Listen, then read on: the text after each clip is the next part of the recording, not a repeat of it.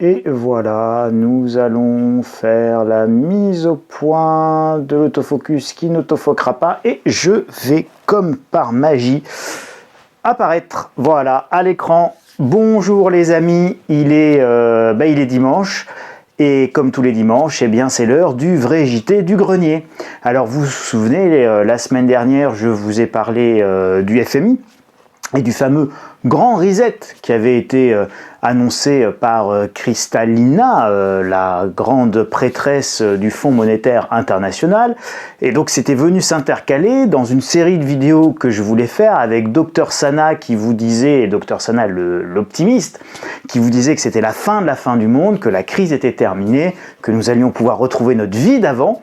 Mais c'était sans compter le Mister Sana que vous allez avoir ce soir et qui va essayer de vous prouver, de vous démontrer que ce n'est pas la fin du tout. Au contraire, c'est peut-être même pas la fin du tout, si ce n'est même le début du rebond, le début de la deuxième vague, le début de la suite de l'épidémie et de la pandémie. Donc, le titre évidemment de la vidéo du JT d'aujourd'hui, c'est Coronavirus, le grand rebond, comment s'y préparer. Alors, c'est encore une fois, c'est pas une vérité, c'est pas une certitude, c'est une réflexion qui va être basée sur des éléments que nous allons regarder ensemble, qui sont des éléments factuels, chiffrés. Et ben on va... Allez, venez, on y va, je vous emmène. Alors, l'hypothèse du grand rebond, alors peu importe que vous l'appeliez deuxième vague, rebond épidémique, reprise des infections, courbe en yo-yo, et tous les synonymes possibles et imaginables qui veulent absolument dire la même chose, c'est que soit nous avons une courbe en cloche, que l'on vous vend là, on vous dit voilà, ça monte, ça diminue, ça rebaisse, puis c'est terminé, l'épidémie s'éteint. Donc soit on a quelque chose comme ça et c'est fini, soit évidemment c'est pas une notion de deuxième vague, de rebond épidémique, c'est toujours la même épidémie en fait. Donc à chaque terme son concept, mais une réalité, pour éteindre l'épidémie, il faut des mesures d'endiguement. En fait non. Pour être plus précis, il y a deux possibilités, soit l'épidémie s'éteint toute seule, soit on utilise des mesures d'endiguement pour aider à éteindre cette épidémie. Évidemment, plus il y a de cas initiaux et plus les mesures d'endiguement vont devoir être importantes et vont devoir être durables également. Donc après le docteur Charles optimiste, voici le Mister Sana pessimiste et nous allons donc essayer de démontrer que nous sommes pas du tout sorti de l'auberge, que nous venons en fait juste d'y entrer. On a déjà mangé l'entrée, mais il y a tout le reste du repas, et le repas risque d'être long et copieux, avec un premier plat, un deuxième plat, comme on est en Normandie, un trou normand, donc il y aura viande, poisson, première entrée, deuxième entrée, vous voyez, ça peut durer très très longtemps. Souvenez-vous de cet article du Parisien du 22 avril, je vous en avais parlé, je vous en avais même parlé je crois dans une des lettres stratégie, où c'était la stratégie du stop and go, ou la stratégie du yo-yo, c'est-à-dire qu'en fait l'idée c'était d'alterner des périodes de confinement et de déconfinement, de reconfinement et de déconfinement, en fonction de quoi? Tout simplement d'un seuil de mise en place de reconfinement qui correspond aux capacités de réanimation et aux capacités d'hospitalisation et aux capacités du système de soins. Donc évidemment, on a une première vague qui est assez importante parce qu'on s'est fait avoir par surprise, etc. On confine, donc ça diminue. On arrive ici, donc une fois la courbe bien installée sous le seuil des capacités hospitalières, et bien évidemment, on allège les mesures. Aujourd'hui, on est clairement dans un allègement des mesures de confinement. La question, c'est de savoir si on va avoir plusieurs vagues comme ça, ou si effectivement c'est fini, et tout va bien, et tout va pour le mieux dans le meilleur des mondes, parce que c'est quand même un petit peu ce que tout le monde espère, et ce que le docteur Charles vous expliquait il y a 15 jours. Voilà, c'est la fin de la fin du monde. Il y a un grand vent d'optimisme qui souffle, mais vous allez voir que c'est peut-être évidemment beaucoup plus compliqué. On a oublié cette information-là, mais ne l'oubliez pas, elle est très importante. Le confinement en yo-yo, c'est évidemment une des grandes stratégies qui a été pensée par le gouvernement français. Est-ce la fin? Eh bien, est-ce la fin? On va regarder, vous allez voir, il y a 4 groupes de pays. En fait, chaque pays dans le monde qui est confronté à l'épidémie de coronavirus peut être classé dans l'un de ces 4 groupes. Ceux qui stagnent sur un plateau très élevé de cas, vous verrez. Ceux qui montent, donc ceux qui sont en pleine ascension, on va dire épidémique du nombre de cas. Ceux qui diminuent parce qu'ils sont plutôt en fin de mesure d'endiguement. Alors évidemment, vous aurez reconnu les pays européens, et notamment comme la France. Et ceux qui remontent après avoir largement diminué et qui viennent accréditer la thèse du yo-yo et du confinement, reconfinement, qui sera peut-être nécessaire ou auquel nous serons peut-être confrontés. Alors les groupes du haut plateau, je convoque ici la courbe américaine, donc les États-Unis d'Amérique. Vous voyez ici on est 25 mars pour la première date. Donc depuis le 25 mars, eh bien on est sur des niveaux qui sont élevés, qui tendent à baisser mais extrêmement légèrement. Et là on a plutôt une reprise et il est probable que cette reprise s'accélère, notamment avec toutes les manifestations qui ont lieu actuellement, toute la promiscuité, les mouvements sociaux que vous pouvez trouver aux États-Unis. Il est possible évidemment que ça ait un impact qu'on va finir par voir dans les courbes. Donc aux États-Unis, il y a vraiment ce niveau de haut plateau, de plateau haut en termes épidémiques.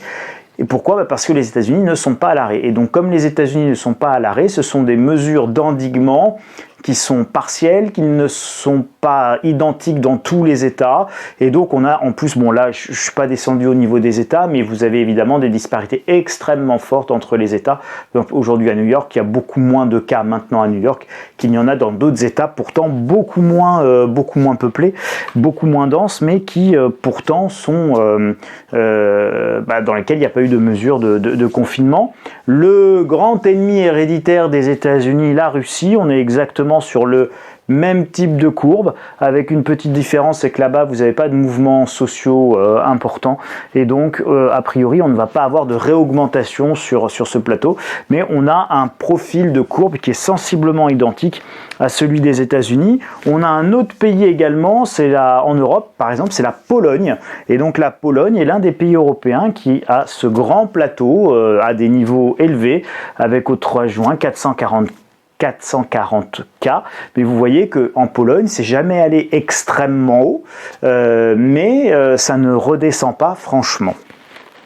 Donc voilà, donc premier groupe de pays, ces pays qui ont des niveaux élevés où vous voyez, il n'y a pas du tout de tendance à la baisse sur les contaminations et sur les nouveaux cas. Ensuite, vous avez le deuxième groupe de pays, le groupe des pays, le groupe qui monte. Donc le groupe des pays qui monte, alors là ici vous avez le Brésil avec au 13 juin 21 000 cas, c'est le petit point qui est plutôt en bas ici. Donc vous voyez que ça monte, vous avez régulièrement des pointes à plus de 30 000 cas. Bon, ça ce sont des problèmes un peu statistiques de quand est-ce que je donne les chiffres, etc. Donc c'est ça qui explique que ce sont des mises à jour, si vous voulez. Donc voilà. Donc le Brésil, évidemment, vous voyez très bien sa tendance haussière. Un petit peu plus tard, souvenez-vous, les États-Unis, c'était 25 mars. Là, on a démarré plutôt le 20 avril, avec un nombre de cas significatif. Donc il y a un mois de décalage, mais vous voyez que ça monte. Au Brésil, vous avez peu de mesures d'endiguement sur cette épidémie. Le Bolsonaro veut plutôt laisser faire, et donc évidemment on a des cas qui montent. Vous avez ici le Mexique avec exactement la même logique, pareil, ça démarre à peu près au 20 avril, donc on a une date un petit peu assez partagée dans tous les pays d'Amérique latine, et vous voyez que là pareil, vous êtes sur une pente avec une ascension relativement prononcée. Donc les vacances à Copacabana, ça va être compliqué. Vous avez le Chili, toujours un pays d'Amérique latine, exactement avec la même logique, donc pas mieux pour le Chili, avec 6509 cas au 13 juin, nouveaux cas. Donc pareil, vous voyez un groupe vraiment de pays qui montent. Donc on voit bien les pays qui sont stabilisés mais sur un plateau haut de nombre de cas, ce deuxième groupe de pays où là clairement ça monte, et puis on va avoir évidemment le troisième groupe, le groupe qui diminue, donc les pays qui eux baissent. Alors là vous allez retrouver essentiellement évidemment des pays européens, et donc là vous avez l'Italie qui est stabilisée aujourd'hui avec 346 cas au 13 juin, bon vous voyez globalement maintenant ça ne descend plus. C'est-à-dire que là c'est un plateau inversé, on va dire c'est le bas plateau, hein, par opposition au premier groupe qui était le plateau haut. Là, vous avez le plateau bas, le bas plateau, donc ça a très fortement diminué, mais vous voyez qu'on n'éteint pas pour le moment l'épidémie, et à aucun moment on vous a annoncé 0 nouveau cas en France, en Espagne ou évidemment en Italie. Vous avez plutôt des cas résiduels de manière assez importante. On a 300, 400, 500 nouveaux cas par jour. En Espagne, c'est la même logique. Regardez, des chiffres assez similaires. 396 cas le 12 juin. Pareil, un point bas qui avait été atteint plus tôt il y a 4-5 jours.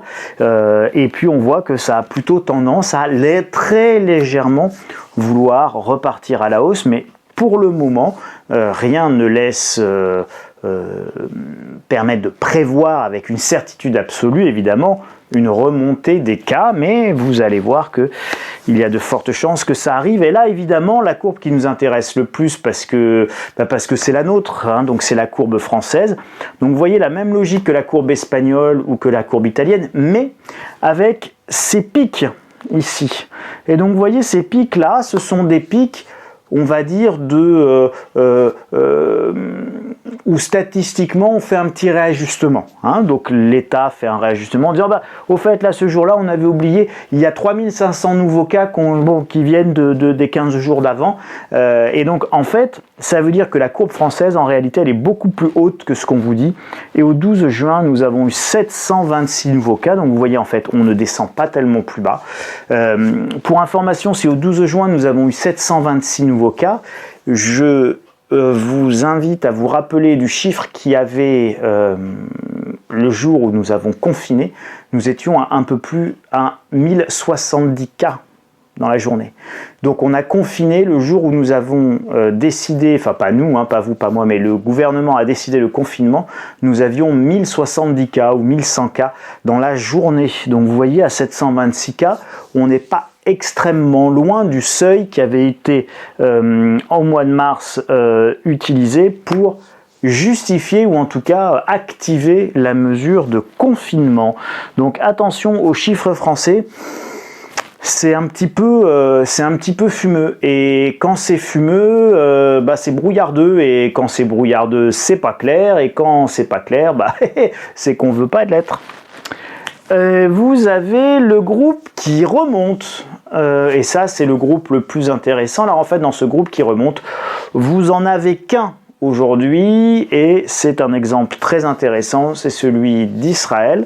Pourquoi il est intéressant? Pour plusieurs raisons. La première raison, c'est que c'est un pays où il fait chaud. On est dans le même hémisphère, donc ils vont avoir leur été, ils ont déjà des températures très élevées, et donc on voit bien évidemment que ça remonte. C'est un pays qui a entamé son déconfinement avant nous, donc qui est en avance sur nous dans son déconfinement. C'est un pays qui est quand même bien organisé et qui a un très bon système de santé. Et donc on constate que vous avez eu ce bas plateau qui a duré quasiment un mois. Du 4 mai au 4 juin, globalement. Donc ce bas plateau a duré un mois. Et au bout d'un mois, on constate une remontée des cas. Et vous constatez que cette remontée des cas, en revanche, elle est sur une pente qui est beaucoup plus faible que les cas initiaux. C'est assez logique, en fait, comme profil de reprise épidémique. Pourquoi c'est assez logique? Ici, c'est la surprise. Donc, on se fait avoir. On n'a pas de masque, on n'a pas de matériel. On ne sait pas trop comment lutter contre ce coronavirus. Certains se demandent s'il est encore aéroporté, pas aéroporté. Enfin bon, bref. C'est une grippette, pas une grippette. Bon. Et donc, on se fait évidemment enfoncer en première mi-temps. On confine, Israël a eu des mesures de confinement, le nombre de cas baisse, on atteint le bas plateau avec des cas résiduels et ça repart. Ça repart parce que les mesures barrières sont appliquées de manière imparfaite, ce qui est assez logique, mais en revanche, elles sont quand même appliquées. Et donc, elles sont appliquées, il y a le port du masque, il y a une distanciation sociale, donc il y a un certain nombre d'habitudes qui sont prises, qui vont permettre de ralentir la remontée du nombre de cas. Mais absolument pas de l'arrêter ou de l'inverser, sauf à avoir un respect extrêmement strict du port du masque en population générale, ce qui en France, je vous rappelle, si vous sortez un petit peu comme moi, je peux vous assurer que sur le port du masque en population générale, il y a quand même de sacrés efforts à faire parce qu'il y a beaucoup de gens qui aujourd'hui ne portent pas leur masque. Donc je ne vous dis pas c'est bien, c'est pas bien, faut le faire, faut pas le faire. Je vous dis, si jamais il y a vraiment une épidémie, si jamais il y a vraiment un virus et si jamais le masque il est vraiment utile, force est de constater que les gens ne le portent pas. Et donc, comme ils ne le portent pas ou imparfaitement, eh bien vous avez évidemment un certain nombre de contaminations qui va partir, mais logiquement avec une pente qui est beaucoup plus douce que le premier pic. Donc la seconde vague peut s'annoncer beaucoup plus lente. Ça ne veut pas dire qu'elle n'aura pas beaucoup plus de force, mais en tout cas dans sa manière de monter et de gonfler, ce que nous indique pour le moment, et évidemment tout ça, c'est très imparfait, mais quand on observe ce profil, évidemment, ce que l'on peut dire, c'est que a priori, la première indication que nous ayons, c'est que la deuxième vague peut être très dure, très forte, mais qu'en attendant, elle va monter doucement. Voilà, alors, à surveiller évidemment, mais la seconde vague va monter beaucoup plus doucement que la première. Et là, je vous présente, donc vous avez vu, ces 4 groupes de pays avec des profils qui sont extrêmement identiques. On voit vraiment des similitudes évidentes et un classement qui se fait très facilement quand on regarde les profils d'évolution de l'épidémie dans ces pays. On peut vraiment faire ce classement et je vous assure, vous pouvez aller voir tous les pays du monde, vous allez réussir au premier coup d'œil à les classer dans l'un de ces 4 groupes. Sauf la Chine, voilà, donc je vous présente la courbe de la Chine qui ne ressemble strictement à rien et à aucun de ces 4 groupes qui peuvent regrouper la totalité des pays du monde. Donc évidemment, je n'en dirai pas plus, mais je n'en pense pas moins sur la vérité des chiffres chinois qui ont été communiqués. En tout cas, sur le nombre de cas. En revanche, ce qui est intéressant, et ça ne vous aura pas échappé, c'est les nouveaux cas qui émergent à Pékin, avec 11 quartiers qui ont été placés en confinement, et des cas qui augmentent. Et donc ça, ce n'est évidemment pas une bonne nouvelle. Coronavirus, ce que l'on sait du nouveau foyer de contamination détecté sur un marché de Pékin, c'est un article de France Info. Donc la courbe chinoise, elle vous montre évidemment une anomalie statistique, c'est la seule à être comme ça, donc il n'y a pas de raison qu'elle soit comme ça, alors que tous les autres pays ont des profils extrêmement similaires en fonction du moment, de comment ça a commencé, de quelle est la politique. Donc on peut dire que certains plus ou moins vont minorer, tricher, etc. sur le nombre de cas ou pas tout détecter, mais globalement ils ont tous le même profil de courbe. Et plusieurs quartiers à nouveau confinés à Pékin, au nombre de 11, ça augmentera sans doute. Souvenez-vous, donc je reviens sur cette fameuse idée de confinement en yo-yo, et vous voyez bien qu'en fait, ici, dans ce dessin du Parisien, chaque vague, finalement, est moins importante que la première. Et ça, encore une fois, c'est un schéma qui date du 22 avril, et c'est assez logique, puisque, effectivement, nous avons un certain nombre d'outils maintenant pour lutter contre les contaminations, les infections, les mesures barrières, la distanciation sociale, les masques, le lavage de mains, etc., etc. Et donc c'est assez logique de dire, bah voilà, chaque pic va être de moins en moins haut, chaque vague va être de moins en moins forte, mais voilà, aujourd'hui nous sommes plutôt là, dans un allègement des mesures.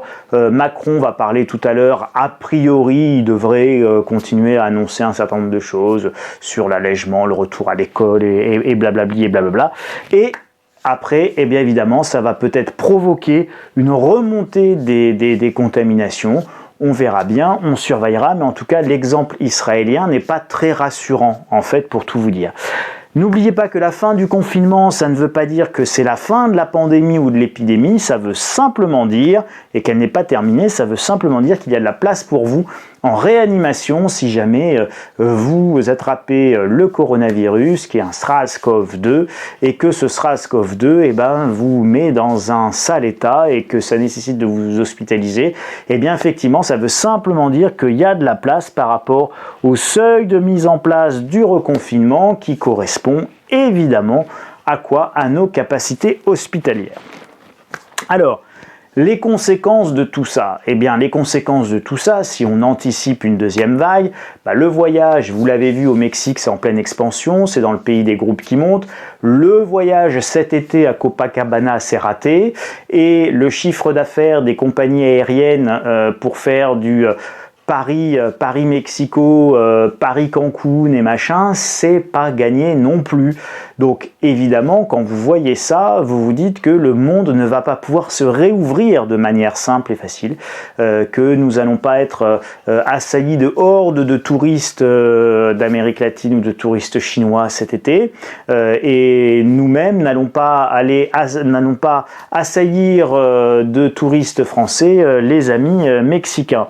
Les cas israéliens et chinois, ça montre bien qu'il est extrêmement difficile de supprimer et d'éteindre totalement cette maladie.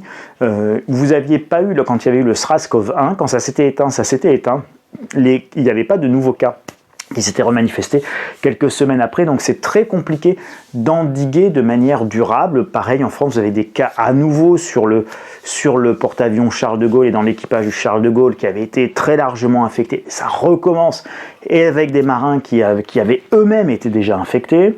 La nécessité de barrières sanitaires et de mesures barrières durables, ça c'est extrêmement coûteux pour l'économie puisque ça entraîne une baisse durable de la productivité. Nous en avions déjà parlé, elle n'est pas mesurée, elle n'est pas quantifiée aujourd'hui, et pourtant je peux vous assurer ça va être un véritable souci. Des confinements locaux très certainement et différenciés pour tenir dans la durée. Alors là on a eu un confinement général qui a eu pour objet de casser la première vague épidémique, de ne pas se laisser complètement dépasser ni saturer de manière complète nos capacités hospitalières. Donc un confinement très dur a été décidé parce que nous avions été dépassés dans la détection des premiers cas et donc nous étions en train de perdre le contrôle. Si nous arrivons à maintenir le contrôle dans cette remontée de cette seconde vague, de ce second pic épidémique, si vous voulez, qui est un second pic épidémique de la même épidémie, il y a un second pic épidémique parce qu'on a cassé le premier, d'accord ? Il n'y a pas un second pic épidémique parce que ça correspond à un profil théorique, non, que dalle. Vous avez un second pic épidémique parce qu'on a cassé le premier par un confinement extrêmement dur.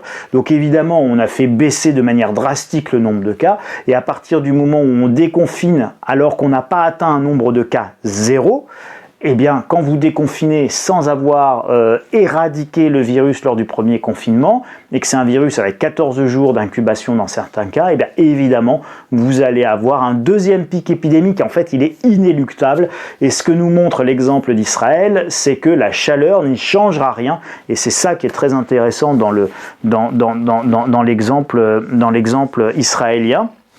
L'histoire ne se répète jamais exactement de la même manière. Et donc, vous n'aurez pas a priori, sauf si on perd complètement le contrôle, un deuxième confinement généralisé. Là, l'idée, c'est de mettre à l'isolement tous ceux qui sont infectés, tous les contacts de ceux qui sont infectés. Donc on peut avoir peut-être parfois des milliers, ou peut-être même qu'on aura des centaines de milliers de nos concitoyens mis en confinement, mis entre guillemets en quarantaine, volontaires chez eux, etc. Des écoles fermées, peut-être même des petites villes entières où on dira hop, là il y a un cluster, on ferme Mulhouse, on ferme machin, on ferme truc, là Mulhouse est confinée, et puis les gens de Mulhouse ils n'ont plus le droit d'aller se balader, ou à Nancy il y a trop de cas, on ferme Nancy, puis c'est pas Nancy c'est Bordeaux, puis c'est pas Bordeaux c'est Paris, et puis dans le reste du pays, ça continue à tourner, à fonctionner tant qu'on n'a pas atteint un certain seuil. Donc c'est a priori plutôt vers ce genre de mesures qu'on s'oriente, donc des mesures que le gouvernement essaiera de prendre de manière locale et localisée pour contenir et endiguer cette seconde vague, mais cette seconde vague semble bien inéluctable. Bon, la probabilité théorique, elle est de 50-50, et je demande le joker du public, enfin presque. Pourquoi 50-50 ? En réalité, moi je pense qu'elle est quasiment de 100%. Voilà, je ne crois pas du tout, et encore une fois l'exemple israélien le montre sans ambiguïté, au fait que la chaleur ou l'été va permettre de limiter les choses. Au contraire, on est en train de déconfiner. Moi je constate un véritable relâchement sur les mesures barrières, et c'est assez logique, ça fait plusieurs mois que les gens baignent là-dedans, donc c'est assez normal d'en avoir assez, d'en avoir marre, etc. Donc je ne juge pas, mais je constate. Nous allons vers de grandes vacances, nous allons vers une reprise un peu plus massive de l'école avant la sortie, en se disant, bon ben voilà, si on reprend l'école que pendant 14 jours, 15 jours, puis après c'est les grandes vacances, si on a des pics épidémiques, on pourra mieux les contrôler, on pourra mieux reconfiner pendant ces 2 mois d'été, etc., etc. Donc il y a une logique derrière tout ça, mais il y a une logique où très clairement, le gouvernement s'attend, ou en tout cas se prépare évidemment cette fois-ci à cette seconde vague. Moi, je pense qu'évidemment ce sera le cas. Alors, après la fin du monde du docteur Sana l'optimiste, voici évidemment la seconde vague de Mister Sana le pessimiste redoutable, qui lui vous dit qu'il va y avoir une seconde vague, et je pense qu'il va y avoir une seconde vague. Voilà, ça c'est ma conviction personnelle, nous allons la voir. Je ne sais pas si elle va culminer pendant l'été ou à la rentrée, ou voilà, fin septembre, octobre, au premier frima, au premier froid, mais se pourrait même que ce soit avant, et si on suit l'exemple d'Israël, 1 mois à peu près entre le point bas atteint et ce bas plateau et le fait que les cas redémarrent, ça va nous amener globalement, nous, à la fin juin, voilà, globalement. Donc, en fait, là, on devrait commencer dans les prochains jours à voir le nombre de cas significativement augmenter sur la courbe. Donc on devrait faire du 700, du 800, du 900, du 1000 cas. Donc si jamais vous entendez ce genre de chiffres, c'est qu'a priori on est effectivement en train de repartir à la hausse, et tant qu'on est dans 400, 500 cas et qu'on reste sur ce bas plateau, on reste sur quelque chose qui est évidemment maîtrisé. Alors évidemment, dans ce dossier stratégie consacré à la seconde vague, on va étudier les signes à surveiller, on va parler de la seconde jambe de baisse, et évidemment sur les marchés boursiers, qui est une seconde jambe, vous savez, que j'attends et dont je ne me cache pas que je suis dans son attente. Il n'y a aucune raison qu'il n'y ait pas un autre gros mouvement de baisse. On parlera de l'immobilier, sur lesquels évidemment il y a des changements durables et des risques durables. La faillite des banques qui va commencer à se matérialiser. La Banque Centrale Européenne a évoqué le fait de créer une bad bank, donc des banques de défaisance pour mettre tous les actifs pourris des banques plus ou moins en faillite. Le chômage qui va être une vraie réalité, il va falloir trouver des solutions de résilience et de résistance et de robustesse personnelle dans un monde durablement dégradé. La supply chain mondiale, encore une fois, quand vous voyez les différents groupes de pays, vous devez vous attendre à ce qu'il y ait des difficultés d'approvisionnement. Alors effectivement, nous avons moins de choses qu'on achète au Mexique et moins de choses qu'on achète au Brésil que de choses que nous achetons en Chine. Mais enfin, si jamais la Chine repère le contrôle et reconfine tout Pékin, tout Shanghai, on va repartir pour un tour et ça va être compliqué. Les impacts sociétaux, vous commencez à en voir une certaine montée des tensions, les perturbations durables auxquelles nous serons confrontés, les préparatifs évidemment personnels à avoir, et là ça c'est quelque chose, que vous soyez abonné ou pas à la lettre stratégie, c'est quelque chose que je tenais à vous dire.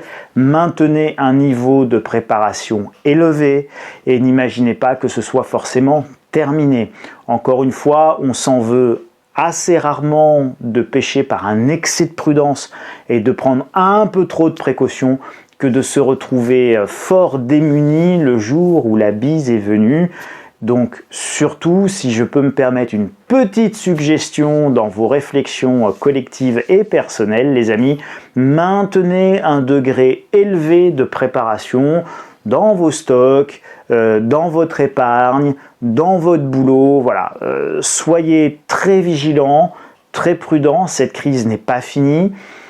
Elle n'est sans doute pas finie de manière sanitaire, on n'en a sans doute pas fini de manière sanitaire, j'insiste lourdement là-dessus, et on en a encore moins fini de manière économique, et de manière économique, les dégâts sont loin d'être figés, ils sont évolutifs, et les dégâts qu'on constate aujourd'hui seront encore plus grand, plus important et pire demain. On ne constate pas tout aujourd'hui. Vous savez, c'est un peu comme un sinistre. Votre maison, elle a été complètement inondée. Bon, vous découvrez des dégâts. Puis vous, au fur et à mesure où vous tirez la pelote, et ben vous n'aviez pas vu qu'il y avait ça qui allait pas. Il y avait ça aussi qui allait pas. Puis il y a ça aussi qui a été touché. Et puis voilà. Et puis vous découvrez comme ça de plus en plus de dégâts dans votre maison suite au sinistre. C'est un petit peu ce qui va se passer de manière économique. Et on va découvrir de plus en plus de dégâts économiques, qu'évidemment nous allons avoir une crise sanitaire qui elle va durer. La pandémie ne se limite pas à la France, elle ne se limite pas à l'Europe, elle ne se limite absolument pas aux quelques pays européens qui sont en train de déconfiner. Cette pandémie est mondiale, elle est globale, elle est violente, le nombre de morts est élevé. L'OMS vous l'a dit, je sais qu'il y en a parmi vous qui détestent quand je parle de l'OMS. Enfin, ce sont les sources officielles, donc on est obligé quand on fait une analyse de se baser sur un certain nombre de sources officielles et effectivement on constate que le nombre de cas au niveau mondial augmente considérablement et qu'on continue à être sur une courbe exponentielle en termes de nombre de cas et de mortalité au niveau mondial, même si après, encore une fois, vous avez différents pays, différents groupes de pays avec des profils et des moments épidémiques qui sont différents. Et encore une fois, c'est pas parce que nous déconfinons aujourd'hui que la crise est terminée. Ça veut simplement dire, et je terminerai là-dessus, qu'il y a maintenant de la place en réanimation pour chacun de nous si nous tombons malades jusqu'à un certain seuil. On est à la croisée des chemins, on va voir ce qui va se passer. Mon sixième sens me dit que nous allons suivre exactement le même profil qu'un pays comme Israël qui a à peu près un mois d'avance sur nous. Et c'est ça qu'il va falloir surveiller.